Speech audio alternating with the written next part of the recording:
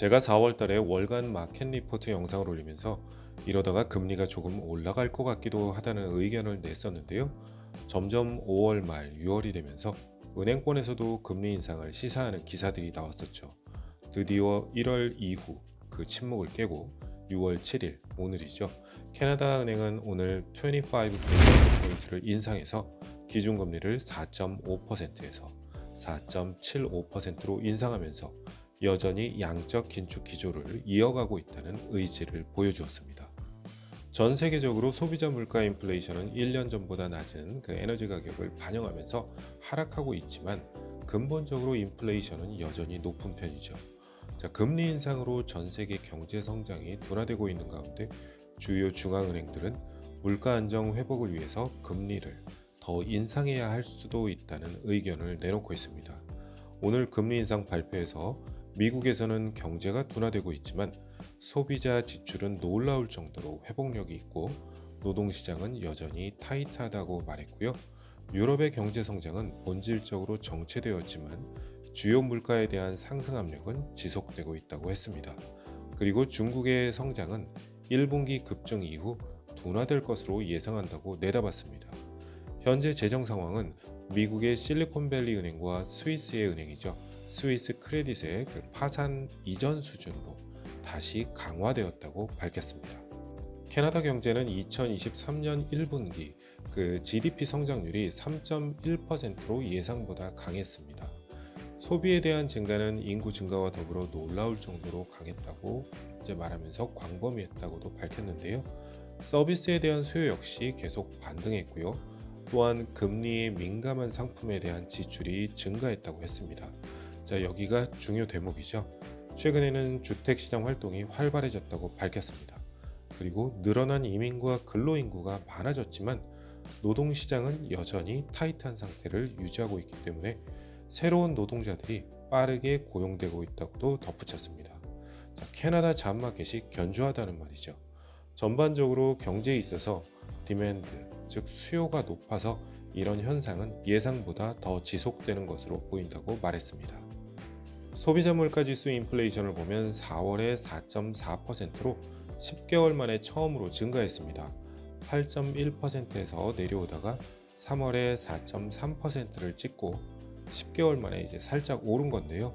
다양한 상품과 서비스 가격이 예상보다 높게 나왔습니다. 여전히 장바구니에 물건을 담고 계산할 때 팍 체감을 하시죠. 밀 수출국인 우크라이나의 댐이 무너져서 국제 밀 가격에 또 영향을 줄 거라고 하는데 빵 가격도 이제 올라가겠네요. 여튼 낮은 에너지 비용에도 불구하고 상품 가격 인플레이션은 증가했습니다. 그리고 서비스에 대한 인플레이션은 강한 수요와 타이트한 노동시장을 반영해서 역시 높은 수준을 유지했고요. 중앙은행은 계속해서 낮은 에너지 가격이 영향을 미치고 작년에 겪었던 큰 가격 상승률이 빠지면서 여름에 소비자 물가지수 인플레이션이 약 3%로 완화될 것으로 기대하고 있다고 했습니다. 그러나 3개월간의 핵심 인플레이션 측정치는 몇 달 동안 3.5에서 4% 범위로 왔다 갔다 하고 높은 수요가 지속됨에 따라서 소비자 물가지수 인플레이션은 목표로 하고 있는 2%를 실질적으로는 초과할 수 있다는 우려도 내놓았습니다.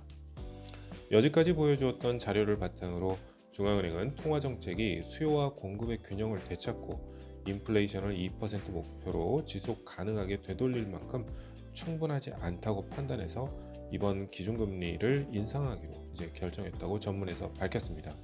그리고 중앙은행은 농수산물 가격이나 이제 국제 원자재 가격 등 소비자 물가 지수에 단기적인 이제 충격을 주는 요소를 배제한 기초적인 소비자 물가인 근원 인플레이션의 움직임과 소비자 물가 지수 인플레이션 그리고 그 전망을 계속해서 이제 주시할 것이고 특히 공급을 넘어서는 이제 초과 수요나 인플레이션의 기대치 그리고 임금 상승 및 기업의 그 프라이싱 그 정책 등의 이제 어떤 변화가 이제 있는지를 본 다음에 이게 목표로 하는 인플레이션과 일치하는지의 여부를 평가할 것이라고 말했습니다. 경제의 모든 분야를 다 본다는 거죠.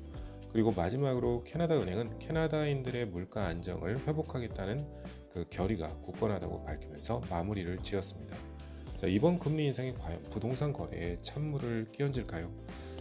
저는 그렇게까지는 아니라고 봅니다.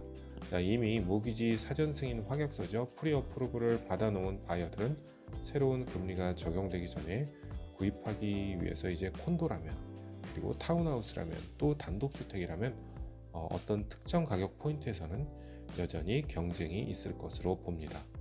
자, 작년 7월에는 이제 1%의 금리 인상이 있었었죠. 자, 다음 금리 발표는 7월 12일인데요. 과연 작년처럼 1%를 올리진 않겠지만 이번과 같은 25 베이스 포인트를 올릴 것 같다는 이제 의견이 이제 중론이 되어가고 있습니다. 그 사이에 어떤 변화가 있을지 상당히 궁금해집니다. 조세팡 부동산에서는 여러분의 자산 증식에 도움이 될 수 있는 다양한 부동산 소식을 전해드리고 있습니다. 아직 구독 전이시라면 오른쪽 구독 버튼 누르고 나가시는 거 잊지 마시고요. 저는 며칠 후 여러분이 부동산 시장에서 지금 뭘 사야 하는지, 팔아야 하는지, 사야 하는지의 그런 의사결정을 확실하게 하실 수 있는데 도움이 될 자료를 다시 가지고 이제 찾아뵙겠습니다. 끝까지 시청해 주셔서 감사합니다.